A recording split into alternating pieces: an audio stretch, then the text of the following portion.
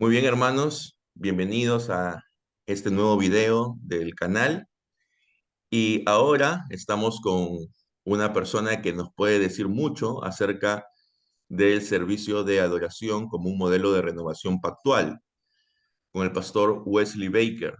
Él es misionero en Trujillo, Perú. Pero antes vamos a preguntarle, ¿de dónde viene Wesley Baker? ¿Quién es Wesley Baker? Bienvenido, hermano. Muchas gracias, Pastor José. Qué gusto estar contigo. Y gracias por permitirme estar en esta entrevista y tener esta conversación contigo. Um, bueno, ¿quién es Wes Baker? Yo soy nativo de Texas, en la frontera entre México y los Estados Unidos. Crecía ahí en el campo, hijo de ganaderos. Siempre digo que crecía encima de un caballo. Ah, yo fui criado en un trasfondo no exactamente ah, adventista en el sentido de una iglesia oficialmente adventista, pero una rama de los adventistas. Ah, y casi toda mi familia, es decir, mis padres murieron en esta iglesia, mis tíos, tías, primos, todos están ahí. Pero gracias a Dios, cuando yo salí del hogar y fui a la Universidad de Texas A&M, encontré una gran riqueza, una biblioteca enorme ahí. Y siempre me han fascinado los libros. Entonces, en esa biblioteca tenía una colección enorme de todos los reformadores del siglo XVI, los puritanos del siglo XVII y muchas otras obras teológicas, pero mucho con énfasis en la reforma de la iglesia. Entonces, yo cuento a veces de cómo llegué a tener las convicciones calvinísticas. Fue una vez en la universidad cuando estuve debatiendo con unos hermanos de la iglesia bautista sobre lo que ellos llamaron la seguridad eterna del creyente. Y para mí eso era uh, un gran error. Así pensaba en aquel momento. Y fui a uno de mis profesores en la universidad que decía que era cristiano, pero era muy, muy, muy liberal. Y yo dudo que creía, casi nada de la fe ortodoxa. Pero le pregunté, profesor, ¿sabrá usted de algún libro que va en contra de esta doctrina de los bautistas? Y no sé si no entendió bien mi pregunta o si solo estaba siendo un poco travieso conmigo, pero sacó de su estante un libro de Lorraine Bettner que se llama La doctrina reformada de la predestinación. Y no sé cuántos de los que nos están oyendo habrán escuchado de ese libro, pero es muy famoso en el mundo inglés hablante, por dar esa perspectiva calvinística de la predestinación. Y yo sabía que en el pasado habían calvinistas, pero no me di cuenta que esta tribu ya existía. Entonces empecé a leer este libro y trastornó totalmente mi mundo. Entonces leí todo el libro. No estuve totalmente convencido, pero uh, me dejó con mucho interés para leer más. Entonces fui a, a la biblioteca para sacar el libro de Calvino, la institución de Calvino. Entonces empecé a leer um, y, y ya al terminar libro, el primer libro de estos tomos, ya estuve convencido. Y yo recuerdo bien que eso fue un día sábado y dije, el día mañana tengo que ir a buscar una iglesia presbiteriana. Y así fui y dentro de poco de tiempo entré en la iglesia presbiteriana, empecé a crecer más en mi fe y conocimiento. Y luego de terminar todos mis estudios, hice doble carrera en biomedicina, pero también en filosofía y clásicas. Fui de ahí al seminario en Jackson, Mississippi, Reformed Theological Seminary. Era pastor por varios años ahí en Mississippi. Bueno, y antes de ir ahí me casé con mi esposa, Jamie, y tenemos, bueno, ahora tenemos 7 hijos. 2 nacieron en Texas, 3 nacieron en Mississippi y 2 más nacieron después en Perú. Fuimos de Mississippi con el doctor Alonso Ramírez como parte de un equipo misionero, también con el pastor William Bradford y el hermano Brad Ball, nuestro diácono. Fuimos primero a la ciudad de Cajamarca y empezamos a plantar una nueva iglesia ahí y luego otras iglesias en el campo. De ahí fuimos, bueno, yo fui con mi familia y con Brad Ball y su familia, fuimos a Trujillo y ya estamos en Trujillo, creo que casi 22 años ahora, trabajando muchos años con la iglesia presbiteriana en Larco, también la iglesia presbiteriana en Huichanzal, donde usted es pastor, pero luego plantando otras iglesias más. Entonces, aquí estoy. Una, una historia demasiado larga, creo, pero eso, eso es quién soy yo. Y dígame, Pastor Wesley, ¿cómo nosotros podemos entender el servicio de adoración como una renovación pactual?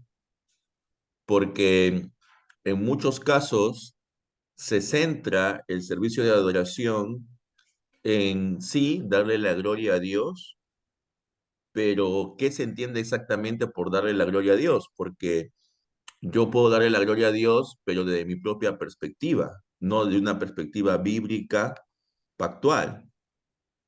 Ya, Porque en realidad todos los cristianos, desde sus propias perspectivas, dicen que ellos glorifican a Dios con su servicio, con su liturgia.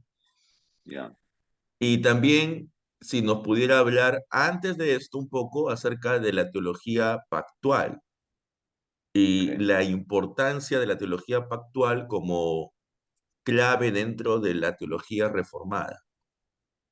ya, ya. Ya, otra muy buena pregunta.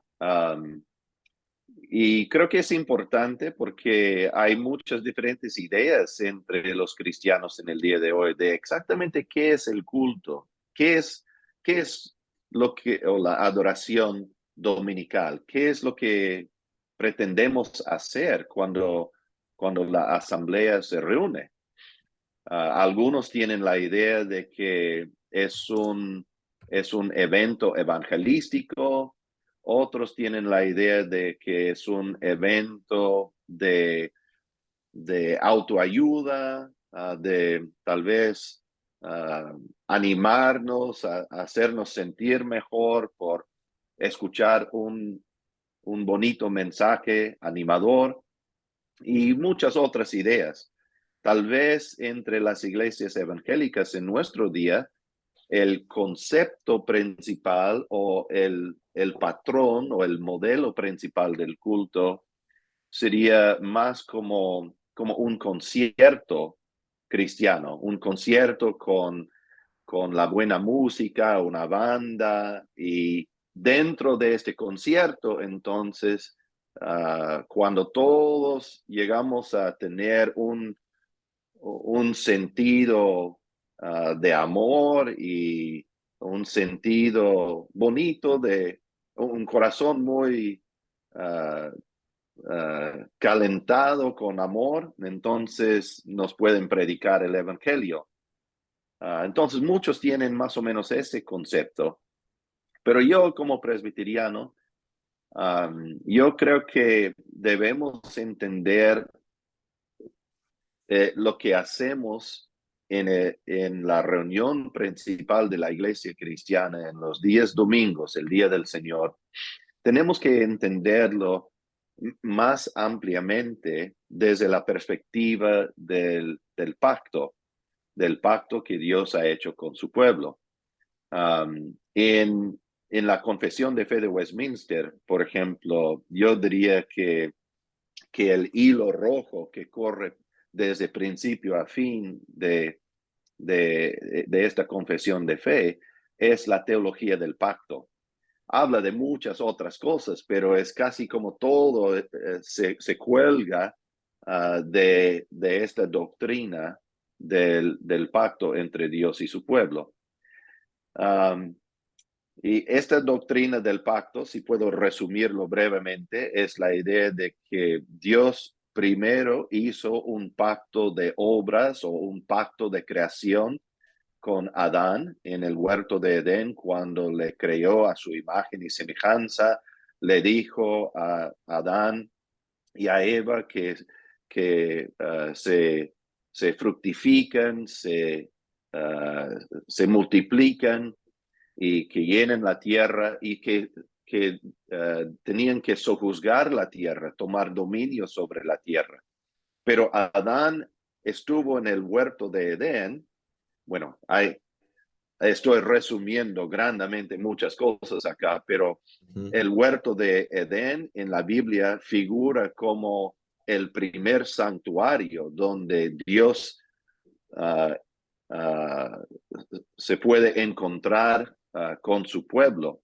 Adán tenía la figura de un sacerdote en este santuario, pero también tenía la idea de ser un rey, porque cuando hablamos, por ejemplo, de que él debía tomar dominio, debemos preguntarnos qué significa exactamente tomar dominio, cómo se llama la persona que tiene dominio sobre un territorio. Llamamos a esta persona rey. Entonces, en este sentido, en el primer pacto que Dios hizo con Adán, el pacto de la creación, lo hizo para que él sea rey, o tal vez mejor dicho, virrey, porque Dios mismo es el gran rey, pero el virrey de Dios en el mundo era el Señor Jesucristo. Pero interesante, la figura ahí en los primeros capítulos es que él primero tiene que servir humildemente como sacerdote y luego ser exaltado, entronizado como rey.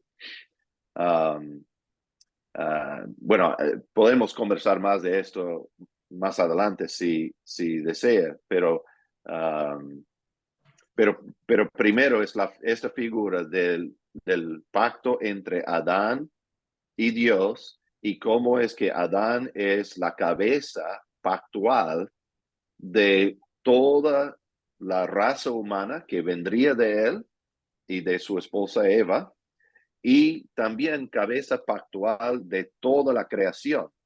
Y es precisamente por eso que cuando él cayó en el pecado, no solo cayó él, sino todo el universo cayó en él.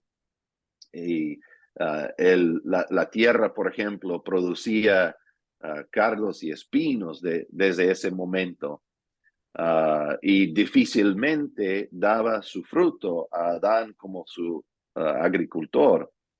Entonces, todo eso fue el primer pacto. Adán es la cabeza federal o cabeza pactual y y todo el mundo va como va él y su relación con Dios. Él cayó en el pecado, entonces todo el universo y por supuesto toda la raza humana después de él cayó en él. Pero Dios no dejó a su pueblo en el pecado, no nos dejó en este estado de corrupción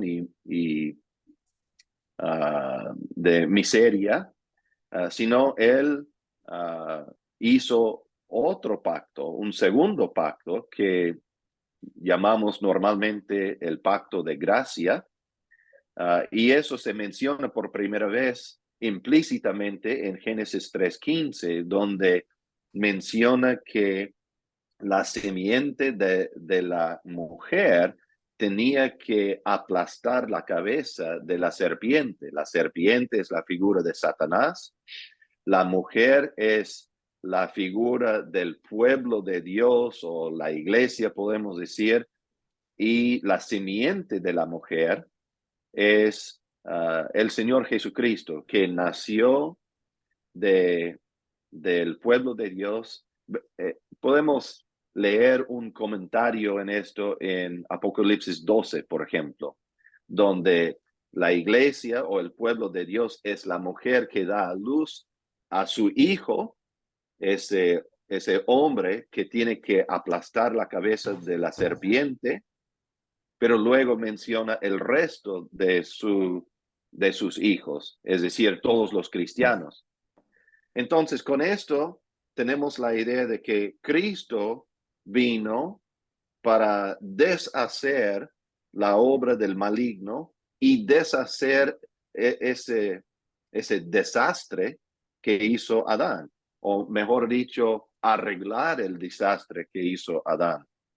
Y así la corona que Adán debió usar en el inicio, siendo el virrey de Dios en el mundo, esta corona fue robado por Satanás cuando le atacó a Adán en el huerto, le quitó su corona.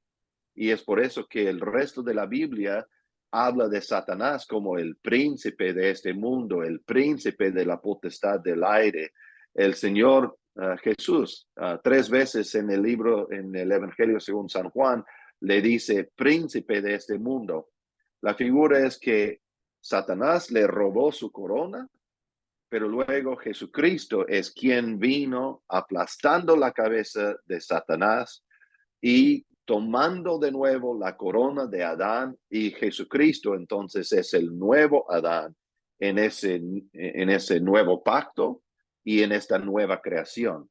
Y a partir de su resurrección, nosotros estamos entonces viviendo en esta nueva creación. Jesucristo, el nuevo Adán, y está desarrollando por medio de su espíritu, por medio de la predicación de la palabra, por medio de la misión de su iglesia, está desarrollando toda esta nueva creación. Entonces, eso es, aunque otra vez un poco largo, pero eso es un resumen de la doctrina del pacto. Pero me preguntaste. Y es importante entender que la teología del pacto es el centro de la teología reformada, porque hay Sí, algunas personas que quizás están en un primer acercamiento a la teología reformada y conocen lo que se llama el tulip o los 5 puntos del calvinismo. Y ellos piensan que eso es el centro de la teología reformada. Pero eso es parte de la teología reformada, pero el corazón de la teología reformada sería el pacto. exacto. Muy de acuerdo. Y es por eso que yo digo que este pacto o la teología del pacto o esta historia que yo acabo de describir, eso es la columna vertebral de la Confesión de Fe de Westminster. No podemos entender lo que Westminster quiere decir acerca de la adoración a Dios sin entender el pacto. No podemos entender lo que quiere decir sobre la obra de Cristo o la persona de Cristo sin entender el pacto. No podemos entender lo que quiere decir sobre la política, por ejemplo, la teología política. No podemos entender nada de esto, no podemos entender los sacramentos, no podemos entender la misión de la iglesia. Todo tiene las raíces echadas ahí en esta tierra rica del pacto o la teología del pacto. Y si ahora Cristo está reinando, entonces nuestro servicio de adoración también debería tener un carácter triunfal, ¿verdad? Sí, Pero sí. muchas veces tiene un carácter más fúnebre que triunfal. Bueno, Y es bueno, interesante, y solo para terminar esto, ya, ya cuando usted vaya a explicar los diferentes puntos, las diferentes partes del servicio, es en el momento en el que deberíamos tener la mayor expresión de triunfo, que sería en la cena, es donde usualmente a veces tenemos la mayor expresión fúnebre. sí, sí. Y es interesante que um, Calvino, cuando él instituyó las reformas litúrgicas en Ginebra, uh, él hizo muchos cambios muy importantes, porque en toda la edad medieval, o al menos en la edad medieval tardía, uh, lo que era más común en la iglesia en aquel entonces y en la misa en aquel entonces era considerar el, la Santa Cena o la Eucaristía casi como si fuera el funeral del Señor Jesucristo. Y por eso no es una casualidad que el enfoque de todo el ambiente, todo el templo o el santuario está en el crucifijo. No es una cruz vacía como para decir que el Mesías ya resucitó y ahora no está muerto, sino en todas las iglesias romanas, el centro de todo es el crucifijo, donde donde el Señor Jesús supuestamente aún está ahí como muerto. Entonces, esto dio en toda la edad medieval tardía, dio esa idea a la gente de que la Santa Cena o la Cena del Señor es algo triste, es algo casi como fúnebre. Y Calvino insistió que la Santa Cena no es un momento para ensimismarnos, meditar en el ombligo,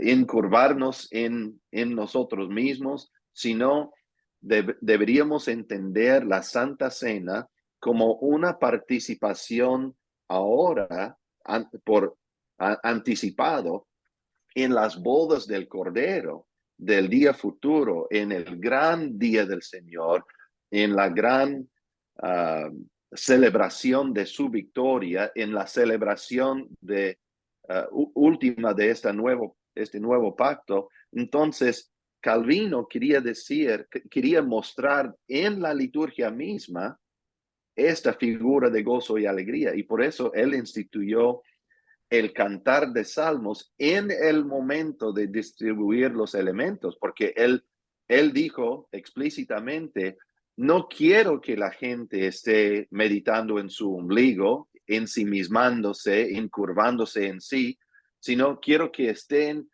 cantando mientras comulgan, que estén cantando con alegría, con gozo.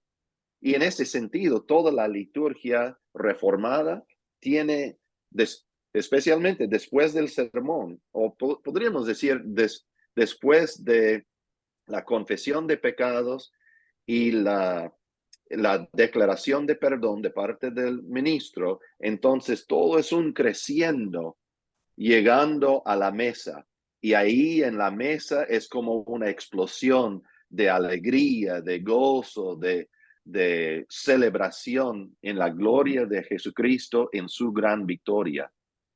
Entonces, estoy totalmente de acuerdo con lo que usted está diciendo.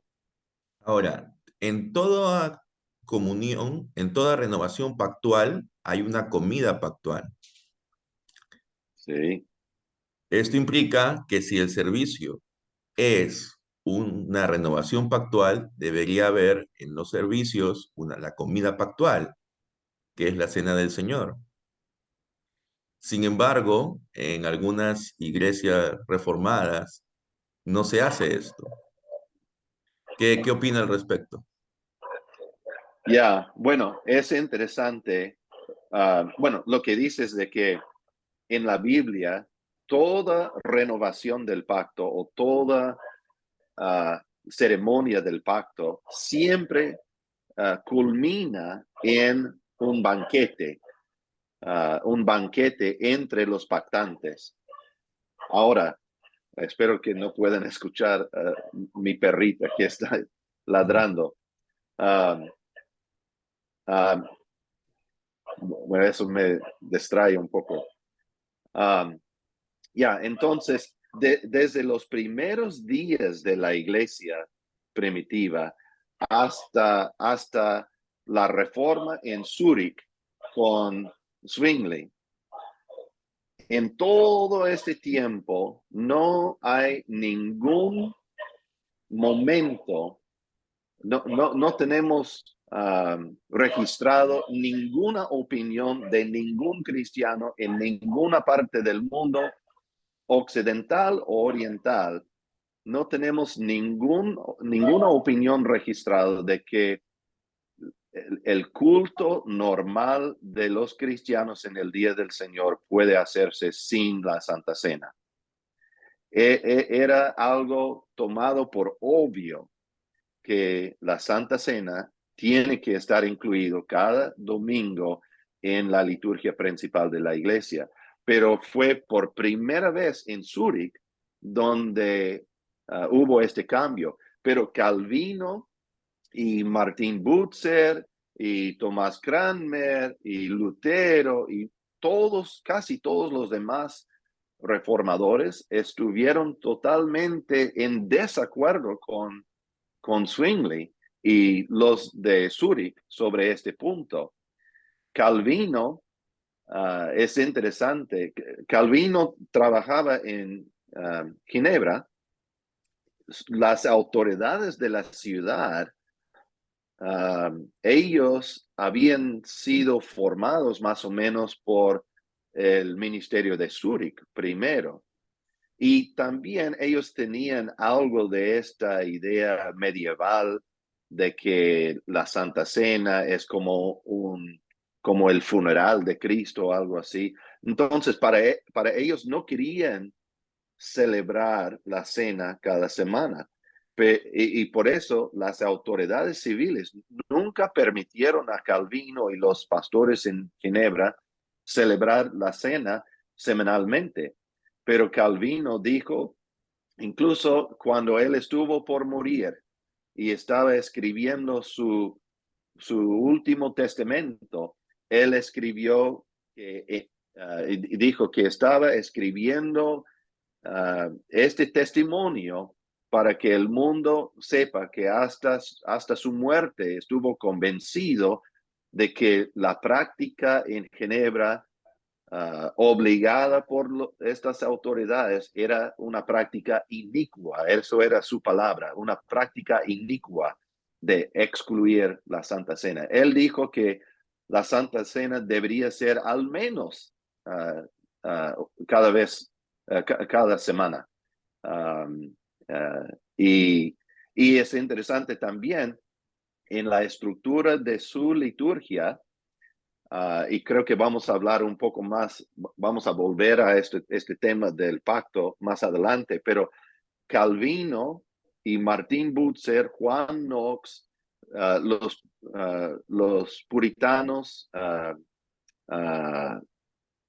antes de la mitad del siglo XVII, todos mantuvieron la forma o la estructura de la liturgia como la forma de una renovación del pacto.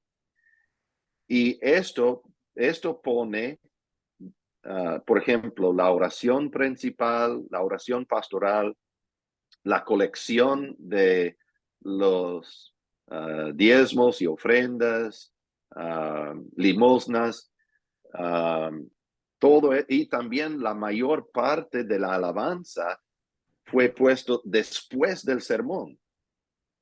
Y Calvino explicó por qué insistió en esto, porque él entendió perfectamente que cuando no podían tener la Santa Cena, entonces fue algo anticlimático estructurar la liturgia de esta manera. Y es por eso, por ejemplo, en la mayoría de las iglesias evangélicas de hoy, el clímax de todo es el sermón. Al final, con esto termina entonces la liturgia. Pero Calvino dijo, no, vamos a tener el sermón, pero vamos a mantener la mayor parte de la alabanza, las ofrendas, el credo y la oración pastoral. Todo esto va a ser después del sermón, porque él quiso que la gente sienta qué tan anticlimático es. Él quería que la gente siente que su adoración es incompleta hasta que termine en la Santa Cena. Otra cosa que él hizo es que las autoridades solo les permitieron en cada iglesia tenerlo 4 veces al año, pero él logró estructurar el calendario de las varias iglesias ahí para que en alguna parte de la ciudad había la Santa Cena al menos una vez al mes. En todo esto, Calvino estuvo muy insistente en tener la Santa Cena semanalmente, aunque nunca logró a tenerlo así. Pero Calvino y todos los teólogos de la Reforma del primer rango, todos estaban de la misma opinión. Lutero, Calvino, Butzer, John Owen, Thomas Goodwin, William Perkins. Más adelante tenemos Jonathan Edwards, John Erskine, e incluso Spurgeon mismo insistió, y él practicaba la cena semanal en su iglesia también. Entonces, sí, lo que dices es, y yo estoy totalmente de acuerdo. Bien, para finalizar en esta primera parte, porque creo que va a ser necesario una segunda parte por el tema que es amplio, podemos decir básicamente en 3 minutos cuáles son los puntos del servicio. O sea, cuáles son los 4 o 5 puntos del servicio dentro de un esquema de renovación pactual. Ya. Um, bueno, podemos ver estos puntos en las liturgias de la Reforma, pero podemos ver estos puntos, por ejemplo, en los diferentes momentos de renovación de pacto en la Biblia, y tal vez la versión más, o el lugar más donde queda más claro esto, está en el pacto en Sinaí. En este pacto en Sinaí, lo que vemos es que en el capítulo 19, primero Dios está convocando al pueblo. Dios está, bueno, hay todo el sonido de las trompetas, la bocina, convocando a la gente.